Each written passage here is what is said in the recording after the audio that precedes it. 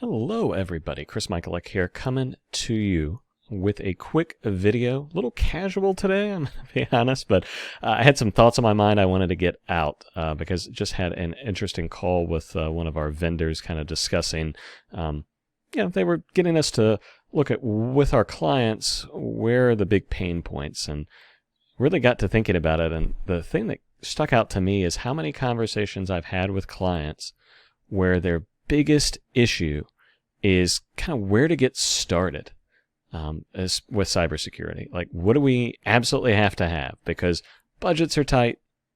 COVID definitely affected a lot of businesses. We're seeing a recovery in certain areas, which is awesome, but there's still so many questions, still so much uncertainty. And ultimately, as a responsible business owner, manager, executive, your job is to spend your budget the absolute best way you can. So where I like to start is with an assessment, with just a cybersecurity assessment. Now, this can come in a couple of forms, but before I get to that, let me just tell you why you need this. I'm going to just give you a simple analogy. So suppose that you want to go to Paris, France. Obviously, this is assuming that COVID's not around and you can actually travel. But bear with me here. So that's what you want to do. Now, the problem is, if I ask you, well, okay, great, so where are you now?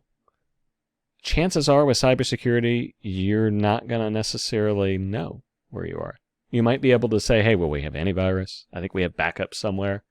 And, I know we've got this big fancy firewall that I have to pay every couple of years some renewal fee for. Maybe you've got an outside company that's managing certain things. But with a security assessment, that gives you a good idea of exactly where you are. And every organization, no matter how well run it is going to have little deficiencies, right? I mean, that's the whole point. We're always on a continuous improvement thing. But cybersecurity, much like a trip to Paris, is a journey. It's not something that you just get to and you're there and you're done.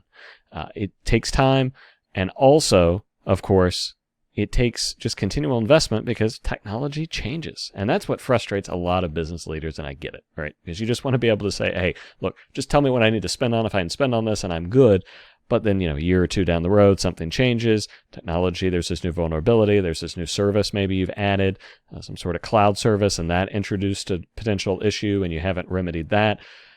So start with an assessment to find out where you are and what is most pressing in your organization. So you might find out that, like, your email, you've got it secured with spam filtering. You've got two-factor turned on. You've got email encryption, and your employees are all using that. So email for you guys may not be a big deal.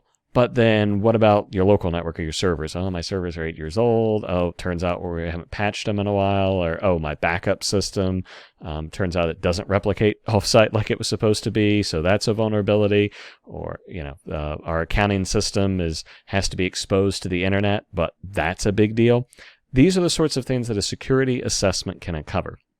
Now, there's really two types of security assessments. So there's a very basic one that we like to recommend that everybody just kind of start with. Typically takes about an hour and a half, 2 hours of somebody's time for us to kind of go through, ask some questions, compile it. After that, another hour or so of our time to go ahead and, actually put that into our little matrix, spit out some results, as well as some recommendations. But it's a real high-level thing. You're not going in depth. You're not checking absolutely everything. You're making some assumptions in some cases, maybe what you remember, what your IT director remembers about how things are set up. But it's still a good place to start. It's a rough idea. So going back to our Paris trip analogy, it would be like me asking where you are, and then you saying, I don't know. So we complete a basic assessment, and you're like, okay, I'm in North Carolina. All right, that's great, but we don't know. Are you close to an airport? Are you in a big metro area? Are you in Raleigh, Charlotte, Greensboro? Where the heck are you in North Carolina? But we've narrowed it down, right? I mean, we have the entire world that we started with, and now we've got just, one state. So that makes life easier.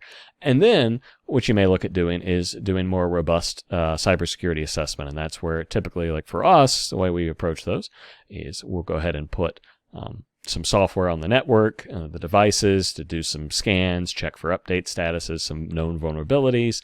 Also just try to get a snapshot in time of what's on your network. because there's been just an explosion lately of devices on the network, from everything from Internet of Things, people bringing in their smartphones, tablets, maybe personal computers. And then, of course, we also have to take into account now with remote work, where are people connecting from and how are they connecting? Is that all secure? Because all it takes is just one insecure device, unfortunately, and your best laid plans of security can go away. So that's where you need to begin. This cybersecurity journey, and that truly is what it is, because it's never done, but you can certainly eliminate at any given moment most of your vulnerabilities. Begins with that assessment, knowing where you're at and getting a good idea. And so that first one's going to, again, for our Paris analogy, narrow down to a state. If you do like a full-blown cybersecurity assessment, it takes a few weeks, a lot of data is compiled, a lot of things are looked at. Those sorts of things then would narrow it down to, okay, I'm in this city. All right, so then you have a good idea. And any good security assessment should also take a look at physical security, because that's something that is easily neglected, especially as we look and work in these things. And we just kind of look at the technology piece and everything that's online. But physical is important too, because we still have the old-fashioned of somebody gets past your front desk, goes to your server closet, and installs something, takes something. It does happen. Obviously, in COVID times, a little less concerned because we've got maybe some more stringent protocols with people entering the office. But that sort of stuff's going to come back, and it still needs to be taken care of. So looking at that in a holistic way to make sure you're, most important, just know where you need to be spending and what you're already spending on. Is it the absolute best?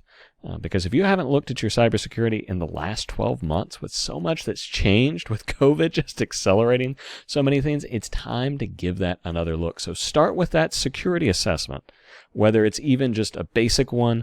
A lot of organizations will give that for free, or it's more robust one. You're going to know. And then you're going to be able to start to take steps, again, to our analogy, to get to Paris, but in this case, to get your organization more secure. In another video, I'm going to talk about why the investment, because obviously no organization needs to just spend money because. So why would you take the time, the effort, and the expense to better secure your organization? We'll talk about that probably in the next video, as a matter of fact. So guys, thank you so much for watching. Chris Michalec, I'm signing off here. I'll see you guys again in the next video. Don't forget, like, subscribe, and hit that bell icon down there to go ahead and make sure that you're notified on all new videos when they come out, because I'm going to be dropping a whole lot of cybersecurity tips, tricks, things that I've picked up in my decades now of IT. And you're going to want to know that, so that way your organization can be protected, you can continue to be profitable, and be your most productive, and nothing's going to derail that, like some sort of cyber attack. Guys, thanks again so much for watching. I'll talk to you guys again in the next video.